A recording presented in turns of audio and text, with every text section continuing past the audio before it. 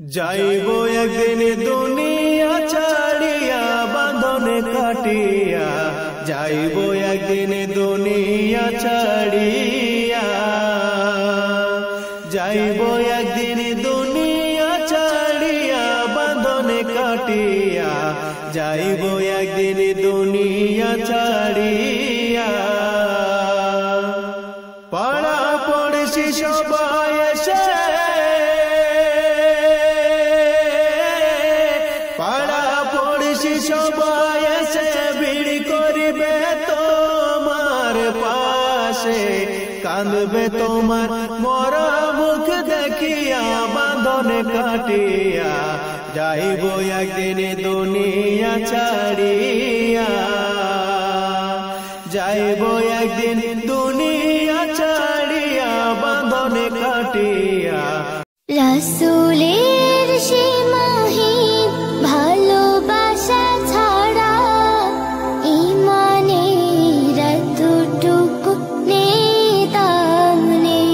হবে আলাম তোমারি নাম মসজিদের মাইকে, হবে আলাম তোমারি নাম মসজিদের মাইকে। বাড়িওয়ালা নাই রে, বাড়ি নাই রে দুনিয়াতে, বাড়িওয়ালা নাই রে, বাড়ি নাই রে দুনিয়াতে। আল্লাহ বলেন, সময় যখন শেষ, এক সেকেন্ড আগে পরে হবে না, বান্দা তোমাকে নিয়ে আসবো। বান্দার ডাক এসে গেল, ফেরেশতা আজরাইল তার রূহ কবজ করে নিয়ে চলে গেল। দুই দল ফেরেশতা আসছে, একদল জান্নাতি আর একদল জাহান্নামী। দুই দল ফেরেশতা বদনবাদ শুরু করলো, বিতর্ক। জান্নাতি দল বলল, আমরা তাকে জান্নাতে নিয়ে যাব।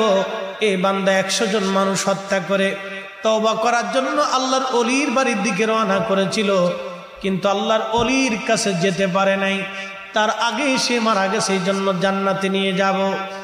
জাহান্নামী ফেরেশতারা বলে, না না, আমরা তাকে জাহান্নামে নিয়ে যাব, কারণ লোকটি তওবা করতে পারে নাই, যাওয়ার আগেই মারা গেছে, এই জন্য আমরা তাকে জাহান্নামে নিয়ে যাব। আল্লাহ পাক একজন ফেরেশতাকে পাঠাইলেন, আল্লাহ তো সবই জানেন।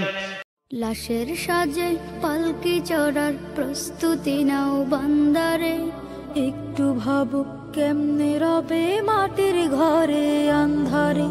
লাশের সাজে পালকি চড়ার প্রস্তুতি নাও বান্দারে, একটু ভাবো কেমনে রবে মাটির ঘরে আন্ধারে। কে জানে কে বাঁচে কদিন, কে জানে কে বাঁচে কদিন, জানা কে যায় আহারে। হয়তো কাফনের কাপড় এসে গেছে বাজারে, তোমার দাফনের কাপড় এসে গেছে বাজারে। হয়তো কাফনের কাপড় এসে গেছে বাজারে, তোমার দাফনের কাপড় এসে গেছে বাজারে। রাসূলুল্লাহ সাল্লাল্লাহু আলাইহি ওয়াসাল্লাম বলেন, যে ব্যক্তি আমার 40টি হাদিস আমার উম্মতের কাছে পৌঁছাবে, তার জন্য আমি কিয়ামতের দিন বিশেষভাবে সুপারিশ করব।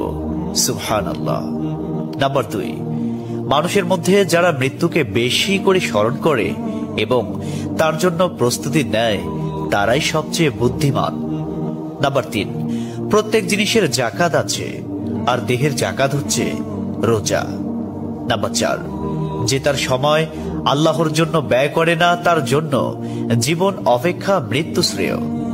নাম্বার 5, যারা সব সময় ইস্তিগফার তথা ক্ষমা প্রার্থনা করে, তাদের সাথে উঠা বসা করুন, কেননা তাদের হৃদয় সবচেয়ে কোমল হয়। নাম্বার 6, তুমি যত সিজদা দিবে, আল্লাহ তত গুনাহ তোমার মাফ করে দিবেন। সুবহানাল্লাহ। নাম্বার 7, সূরা ফাতিহা। সব নবীর চেয়ে আমার নবীর কত যে সম্মান, আখির নবীর উম্মত আমরা সবচেয়ে ভাগ্যবান, আখির নবীর। একজন রাস্তা চিনে না, আপনি রাস্তায় দাঁড়িয়ে রাস্তা দেখিয়ে দিলেন, এটা ইবাদত। একজন অসুস্থ, আপনি তাকে ঋণ দিলেন, এটা ইবাদত। একজন মুমূর্ষু ব্যক্তিকে বাঁচানোর জন্য রক্তের দরকার, আপনি রক্ত দিলেন, এটাও ইবাদত। প্রাণীর প্রতি আপনি দয়া করলেন, এটা ইবাদত। আল্লাহর কসম করে বললে ভুল হবে না, এই দুনিয়ার মুসিবত, দুনিয়ার বিপদ, এটা কোনো মুসিবত নয়, এটা কোনো বিপদও নয়। চোখ দুটা যখন বন্ধ হয়ে যাবে, দুনিয়ার মুসিবত আর মুসিবত থাকবে না। আসল মুসিবত তো কিয়ামতের দিন। ওই মুসিবতের দিন দুনিয়ার কেউ আমার আপনার পাশে থাকবে না। কি হবে ওই দিনের অবস্থা?